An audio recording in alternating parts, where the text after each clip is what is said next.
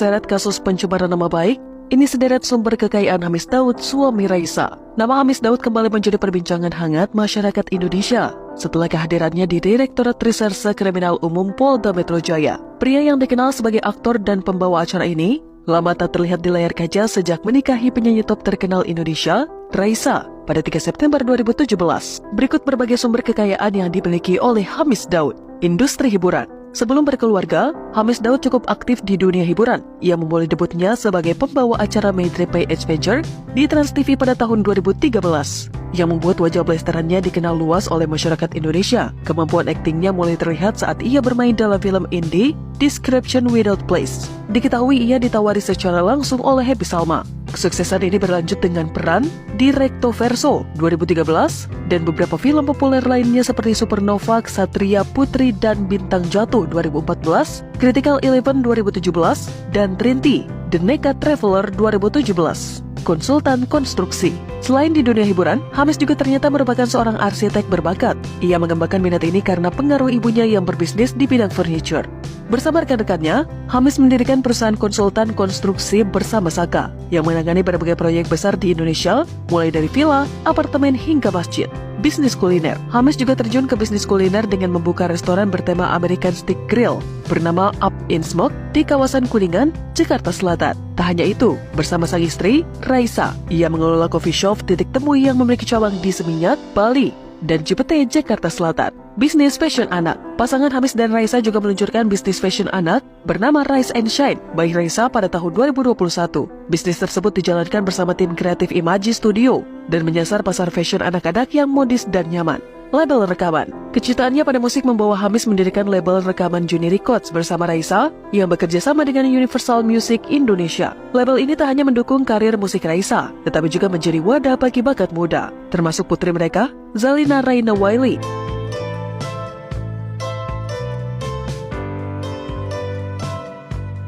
Viral pernikahan salah kadarnya tanpa pelaminan mewah, cukup datang ke KUA dan makan-makan di rumah. Sepasang pengantin ini membuktikan bahwa pernikahan impian bisa diwujudkan tanpa harus mengeluarkan biaya besar. Pasangan Ayu Willis dan Freddy memilih menikah di kantor urusan agama tanpa jasa dekorasi atau perias pengantin. Pernikahan mereka yang berlangsung sederhana itu menjadi sorotan setelah Ayu mengunggah potret pernikahannya di sosial media pribadinya melalui akun @ayuwillis. Dalam unggahannya, Ayu menyampaikan bahwa pernikahan mereka dirancang sesederhana mungkin sesuai dengan kemampuan mereka. Dalam unggahan tersebut, Ayu menjelaskan bahwa pernikahannya tidak melibatkan undangan, dekorasi, atau acara besar lainnya. Dia menyatakan bahwa yang terpenting adalah sahnya pernikahan dan fokus mempersiapkan kehidupan setelahnya.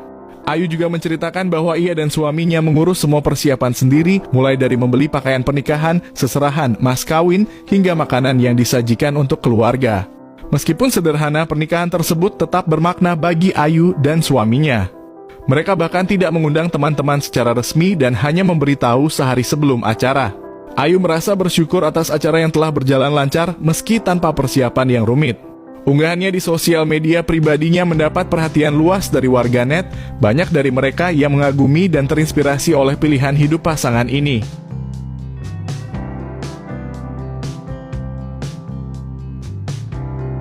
YouTuber ini tantang dukun santet dirinya bisa bikin muntah paku diberi hadiah Alphard. Ferry Irwandi, seorang YouTuber, membuat gebrakan yang tak biasa. Ia menantang para dukun, paranormal, dan siapa saja yang memiliki kemampuan supranatural untuk mencoba menyantet dirinya. Tak main-main, Ferry menyiapkan hadiah berupa 1 unit Toyota Alphard untuk siapapun yang berhasil membuatnya muntah paku atau mengalami gejala mistis lainnya sebagai bukti kekuatan ilmu hitam. Melalui akun X pribadinya @irunferry, Ferry menyampaikan tantangan tersebut secara terbuka. Yang punya ilmu indigo, sakti, silakan coba serang saya. Kalau butuh foto atau potongan rambut, saya kasih. Bisa bikin gue muntah paku? Alphard buat lu, tulisnya menambahkan nada menggoda di akhir tantangan itu. Bagi sebagian besar orang, tantangan seperti ini mungkin terdengar mengundang risiko besar. Namun Ferry justru ingin membuktikan apakah fenomena santet benar-benar nyata. Tantangan ini akhirnya menarik perhatian seorang pengirim pesan berinisial SW yang mengaku berasal dari Yogyakarta. Dalam pesan bernada ancaman, SW mengklaim bahwa Ferry akan mengalami gejala menyeramkan pada Kamis malam 7 November 2024 tepat tengah malam. Gejalanya, Sakit kepala luar biasa, bengkak di perut dan kaki hingga kesulitan berjalan dan mendekati kelumpuhan. Namun bukannya takut, Ferry justru mengambil langkah berani. Ia melakukan live streaming di YouTube pada jam-jam yang disebutkan dalam ancaman itu. Sepanjang streaming, ia menunggu untuk melihat apakah santet tersebut akan berpengaruh pada tubuhnya. Namun hingga live streaming selesai, Ferry tetap dalam keadaan sehat walafiat. Tak ada tanda-tanda pusing, perut bengkak, atau kelumpuhan yang diancamkan. Alih-alih mendapat santet, Ferry justru mendapat saweran puluhan juta rupiah dari para penonton yang mendukung aksinya.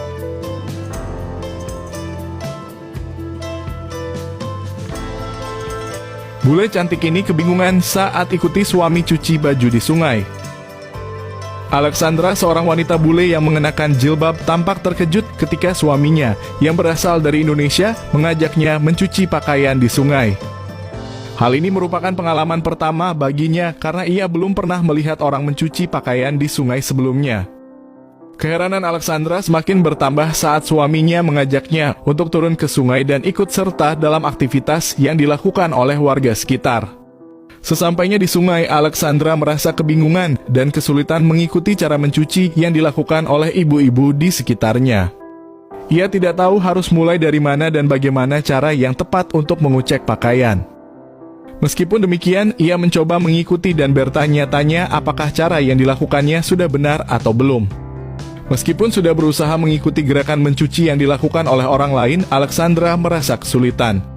Berdiri di dalam sungai dan mencoba mengucek pakaian membuatnya merasa tidak nyaman, bahkan ia mulai mengeluh tentang betapa sulitnya mencuci pakaian dengan cara ini. Kondisi air sungai yang menggenang di sekitar kakinya membuat proses mencuci menjadi lebih menantang bagi dirinya yang terbiasa dengan cara yang lebih praktis. Setelah melihat ibu-ibu yang lebih berpengalaman, Alexandra mulai memahami sedikit demi sedikit bagaimana cara mencuci pakaian di sungai. Meskipun begitu, ia masih merasa bahwa mencuci pakaian dengan tangan di sungai jauh lebih sulit dibandingkan dengan menggunakan mesin cuci yang biasa digunakan di rumah.